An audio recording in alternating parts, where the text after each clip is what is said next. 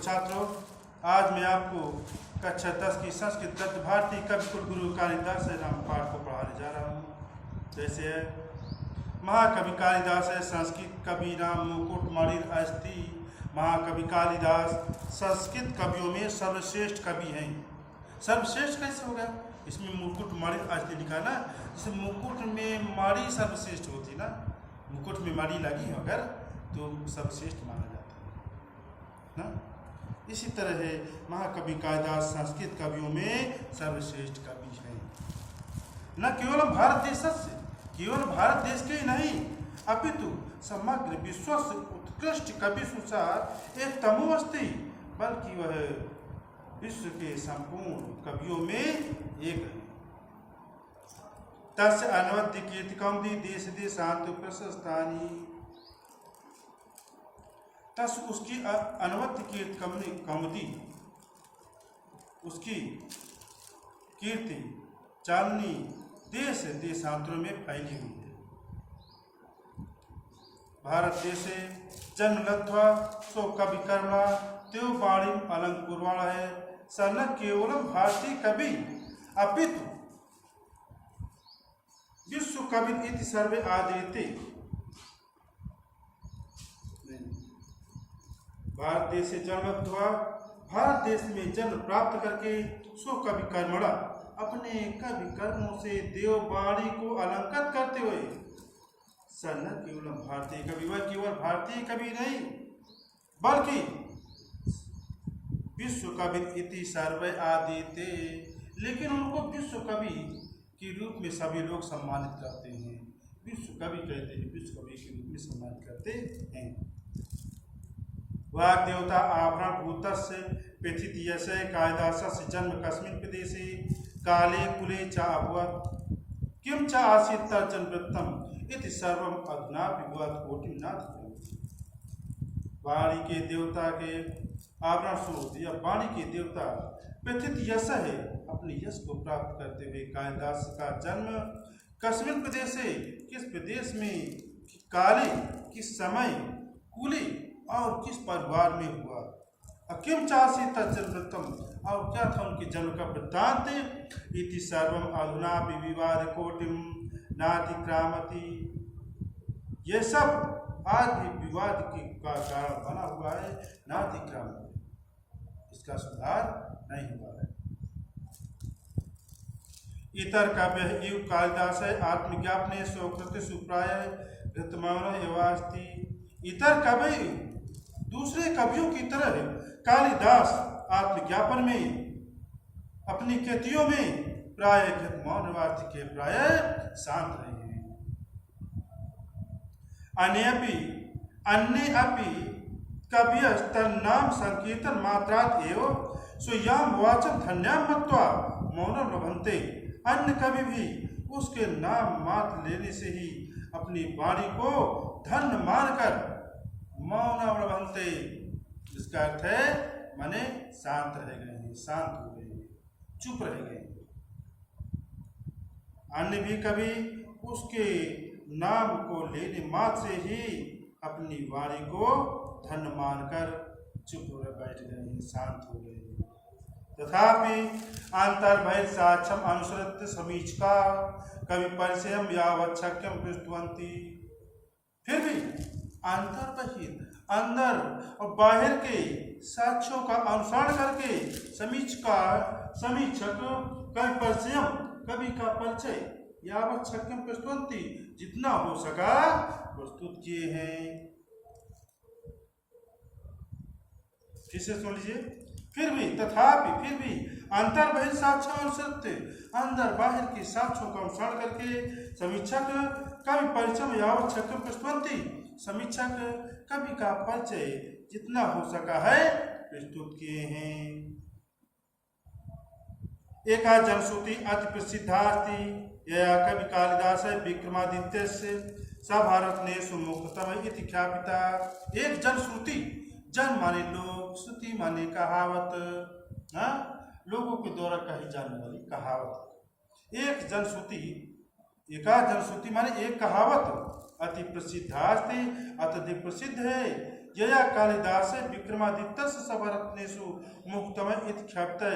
ये कवि कालिदास विक्रमादित्य के सभारत्नों में मुख्य थे। इति ख्याप्त, ऐसा प्रसिद्ध है, ऐसा कहा जाता है। परंतु अत्रापरा विडंबना समुत्पन्नते, लेकिन यहाँ दूसरी विडंबना उत्पन्न हो जाती है। क्या हो जाती है? दूसरी विडंबना उत्पन्न हो जाती है कि विक्रमादित्य स्यापि स्थिति काल सूत्राम स्पष्टो नास्ति। विक्रमादित्य के भी स्थिति काल का सूत्राम ठीक प्रकार से स्पष्ट नहीं है। और विक्रमादित्य के स्थिति का समय भी, उनका स्थिति काल भी ठीक प्रकार से स्पष्ट नहीं हुआ। केचिन मानते हैं यत विक्रमादित्य उपाधि धायडो द्वितीय चंद्रगुप्त से समकालिकासीत कवि आसव। कुछ लोग मानते हैं कि विक्रमादित्य की उपाधि को धारण किए हुए द्वितीय चंद्रगुप्त के समकालिक थे कबीर आसो। यह कवि, कुछ लोग मानते हैं कि यह कवि विक्रमादित्य की उपाधि को धारण किए हुए द्वितीय चंद्रगुप्त के समकालिक थे। कालिदास सस्य मालविकाग्निमित्र नाटक से नायक अग्निमित्र शुंगवंशीय। कालिदास के मालविकाग्निमित्र नाटक के नायक अग्निमित्र शुंगवंशी थे। किस वंश के थे? शुंगवंशी थे। सायो विक्रमादित्य उपाधि तत्वान यश सभारत्नेषु एक कालिदास आसीत् स एव। वह ही विक्रमादित्य उपाधि तत्वान, विक्रमादित्य की उपाधि को धारण किए हुए यश सभारत्नेषु एक कालिदास आसीत्, जिसके सभारत्नों में से एक कालिदास थे। जिसके सभारत्नों में एक कालिदास। तस्य राज्ञ स्थित काल ख्रीष्टाब्द प्राग आसीत। देखो, ख्रीष्टाब्द प्राग आसीत लिखा इसमें, तो तस्य राज्ञ स्थित काल, उस राज्य का स्थित काल शताब्दी के पहले का था। सयो स्थिति काल है कबीरप सिद्धति, वही स्थिति काल इस कवि को सिद्ध करता है। कवि कालिदास से जन्म स्थान विषय अपि नैकम मध्यम अस्ति। कवि कालिदास से जन्म स्थान विषय अपि नैक मध्यम अस्ति। कवि कालिदास के जन्म स्थान के विषय में भी अनेकों मत है। नैक मत माने अनेकों मत हैं। एतमान कबीरस्य महिमा आस्ति, इस कवि की इतनी महिमा है। यत सर्वे एव तम स्वदेशीयम साधु तत्पर बनती, कि सभी लोग उनको अपने अपने देश का मानने के लिए तत्पर। कैसे भाई? उनकी महिमा इतनी है तो कहती नहीं हमारे यहाँ पैदा हुए थे, ये हमारे देश के हैं, ये हमारे यहाँ के, ऐसा होता है। कश्मीर वासी विद्वान है, कश्मीर उद्भव बनते, लेकिन जो कश्मीर वासी विद्वान हैं उनका जन्म कश्मीर में मानते हैं। कहाँ मानते हैं? कश्मीर में मानते हैं। वंगवासी न से बंगदेशी हम, लेकिन जो बांग्लादेश के हैं बंगदेशी उसे बांग्लादेश के मानते हैं। आस्ति तावत अन्य की समीक्षक वर्ग है। यस मतेन कालिदास है उज्जैनियाम प्रथम जन्मासी। इसके अलावा अन्य भी समीक्षक वर्ग जिसके मत से कालिदास उज्जैनी में, अब उनका कालिदास का जन्म उज्जैनी में माना जाता है।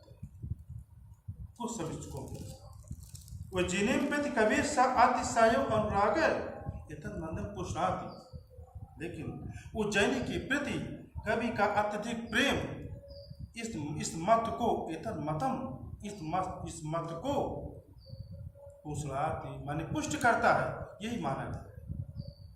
क्योंकि उनके प्रति वहाँ पर उज्जैनी के प्रति बहुत लगाव था, उसके उज्जैनी के प्रति प्रेम था। इस प्रेम के कारण इस मत को पुष्ट कर दिया गया कि इनका जन्म नहीं माना।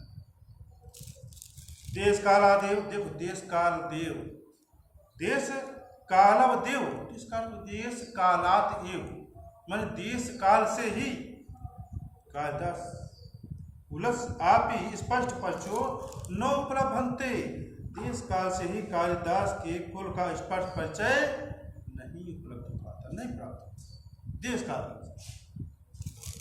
तस्य कृतिषु वर्णाश्रम धर्म व्यवस्थाया यथा तथ्येन व्युत्पादनेन एतत् अन्विते यत् तस्य जन विप्रकुले अभवत्। अब देखिए, तस्य कृतिषु, उनकी रचनाओं में, कृतिषु में क्यों लगा देंगे, में क्यों लगाएंगे, इसलिए लगा देंगे कि ये सप्तमी अधिकरण सप्तमी का है ना,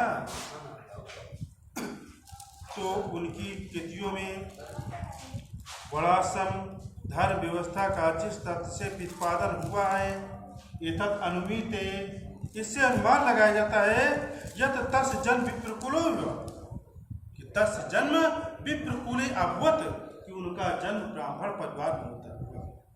विप्र का मतलब होता है ब्राह्मण। भावनया साशिव रक्ता च आसीत तथापि तस्य धर्म भावनया मनांगभी सकीर्तन आसीत। देखिए, भावना से वह शिवानुरक्त आशीष, वो शिव की अनुयायी थी भावना से, फिर भी उनकी धर्म की भावना मनांगम संकीर्तन आशीत, उनके मन में धर्म की भावना के पिता की संकीर्ता नहीं थी। शिव भक्तो अपि तत् रघुवंशे च रामं प्रति सो भक्ति भाव उदार मनसा प्रकटयति। शिव भक्त होते हुए भी वह रघुवंश में राम के प्रति सो भक्ति भाव की उदारता को मन से प्रकट किया है। कालिदासस्य जीवनवृत्तं सर्वथा अज्ञानश्च अंधकारमाच्छन्नमस्ति। कालिदास का जीवन वृत्तांत हमेशा अज्ञानता के अंधकार से घिरा। तब विषय का अनेका जनश्रुतियां लब्ध पुष्टराज थे, उनके विषय में अनेकों जनश्रुतियां फैली हुई है, कहावतें, किंतु ता सर्वथा ईर्षा कलश कसाय चित्ता नाम कल्पना प्रवायो अतः सर्वथा चिंता संति। लेकिन वह सब, उनके विषय में अनेकों जनश्रुतियां फैली हुई हैं, लेकिन वह सब ईर्षा कलुष मलिन विचारों वाले की कल्पना मात्र ही। अतएव सर्वथा चिंता संति, अतः सब क्या है, विचारी।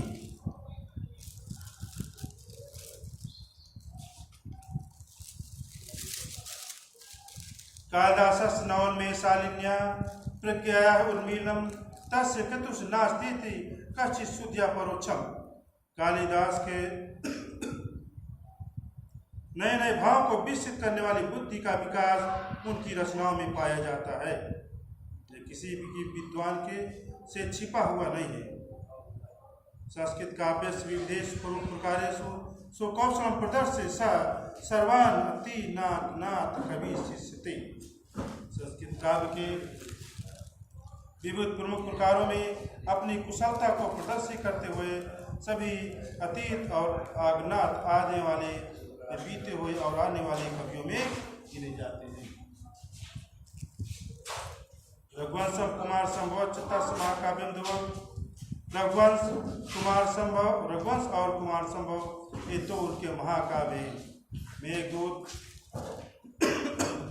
और ऋतुसंहार, ये दो क्या है, खंड का। मालविका मित्रम विक्रमोषियम अभिज्ञानसा कुत्रम च नाटकान संति। मालविका मित्र, विक्रमोषियम और अभिज्ञानसा कुंतल ये नाटक हैं। तत्र रघुवंशम नाम महाकाव्यम कवि गुरु सर्वातिशायनी कथित अस्ति। वहाँ रघुवंश नामक महाकाव्य कवि कुल गुरु की अत्यधिक प्रिय कृति है, सर्वश्रेष्ठ कृति है। अस्मिन् महाकाव्ये दिलीपादरंभ, इस महाकाव्य में दिलीप से लेकर के अग्निवर्ण पर्यंत, अग्निवर्ण तक इक्ष्वाकु वंश के संपूर्ण राजाओं का निरूपण किया गया है। लेकिन निरूपण कैसे किया गया? उदारता पूर्वक।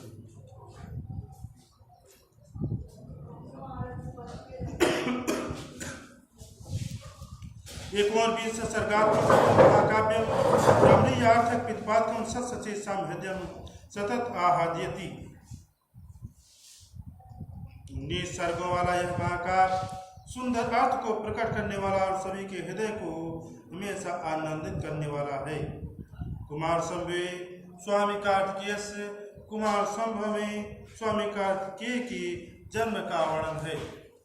कुमार संभव स्वामी कार्तिकेय से जन्मोपवर्तम कुमार संभव में स्वामी कार्तिकेय के जन्म का वर्णन है।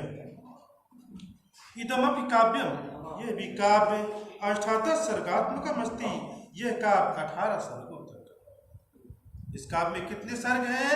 18 सर्ग। केचन समीच का अष्टसर्गम पर्यंतमेव काव्यम इदम कालिदास प्रणीतम इति मन्ते। कुछ समीक्षक 8 सर्गों तक ही इस काव्य को कालिदास के द्वारा रचा माना गया। मेघदूते यस्य सिंधो वियोगमासित विप्लव श्रृंगारस्य पूर्ण परिपाको दृष्टे। मेघदूत में यक्षरी की वियोग पर आश्रित विप्लव श्रृंगार की पूर्णता दिखाई देती है। ऋतु संहार में या ऋतु संहारे अनवर्थतया खष्टामृतानाम वर्णमस्ति। ऋतु संहार में अर्थ के अनुसार 6 ऋतुओं का वर्णन है। कितनी ऋतुओं का वर्णन है? 6 ऋतुओं का वर्णन है। मालविकाग्निमित्र नाटके अग्निमित्रस्य मालविकाश्च प्रेमाख्यानमस्ति। मालविकाग्निमित्र नाटक में अग्निमित्र के और मालविका के प्रेम का वर्णन है। पंचात्र के विक्रमोशीय पुनर्वसय उर्वास प्रेम कथा वर्णिका। 5 अंक वाले विक्रमोशी में पुनर्वसय और उर्वशी के प्रेम कथा का वर्णन है। अभिज्ञान शाकुंतलम स्वनाम धन्यस्य अस्य कवि सर्वश्रेष्ठ नाटक कृतिरस्ति। अभिज्ञान शाकुंतलम अपने नाम को धन्य करने वाली, अपने नाम को धन्य करते हुए इस कवि की सर्वश्रेष्ठ नाटक कृति है। क्या है अभिज्ञान शाकुंतलम? अभिज्ञान शाकुंतलम एक नाटक है। नाटके अपचित अस्मिन् सप्तांका सन्ति। इस नाटक में कितने अंक हैं? इस नाटक में 7 अंक हैं। मेनकया विस्यूतो जिताया शकुंतलस्य कोष्ठाया तदनुकण्ड्वेन परिपालतया शकुंतलाया दुःसत्येन सहोदरास कथा वर्णितास्ति। मेनका के द्वारा जन्मी तथा और पक्षियों के द्वारा पोसी गई, इसके बाद कर्ण के द्वारा पालित शकुंतला दुष्यंत की प्रेम कथा का वर्णन है। शकुंतला विषय प्रतीति ऐसा बनी थी। शकुंतला के विषय में ये कहावत है, कहा गया है। क्या कहा गया है? काव्येषु नाटकम रम्यम तत्ते रम्य शकुंतला। कौन सा श्लोक है? क्या है? काव्येषु नाटकम रम्यम तत्ते रम्य शकुंतला। काव्यों में नाटक रमणीय है, काव्यों में नाटक सुंदर है। और उस नाटक कौन सुंदर है? शकुंतला। उस नाटक में क्या है? ज्ञान शाकुंतल। काव्यों में नाटक रमणीय है और उस नाटक में रमणीय क्या है? अभिज्ञान शाकुंतलम नाटक जो है वो सुंदर।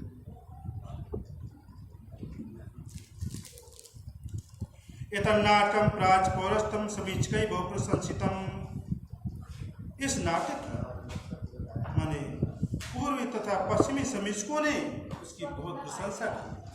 क्या कि उसकी प्रशंसा की है।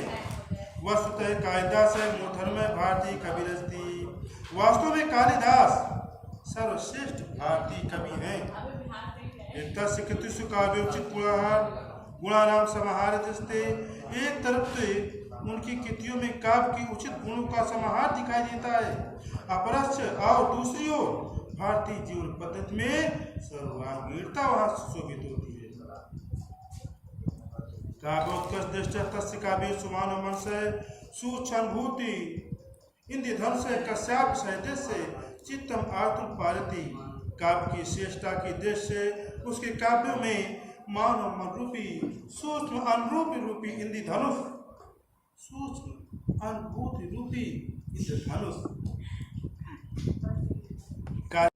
किसके हृदय को किसके मन को नहीं प्रभावित कर पाता, या मन किसके मन को प्रभावित करने में समर्थ नहीं होता।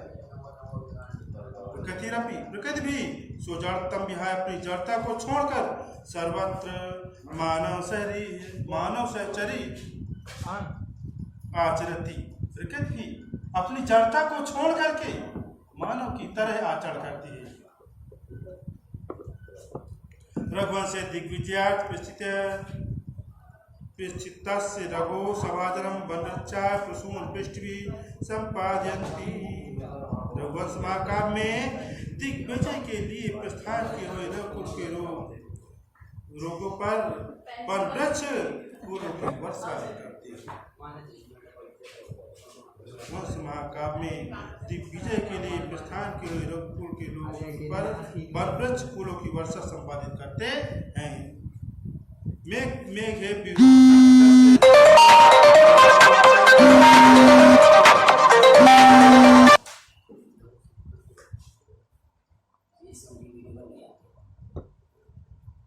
मेघदूत में तीसरा चैप्टर चलाना है।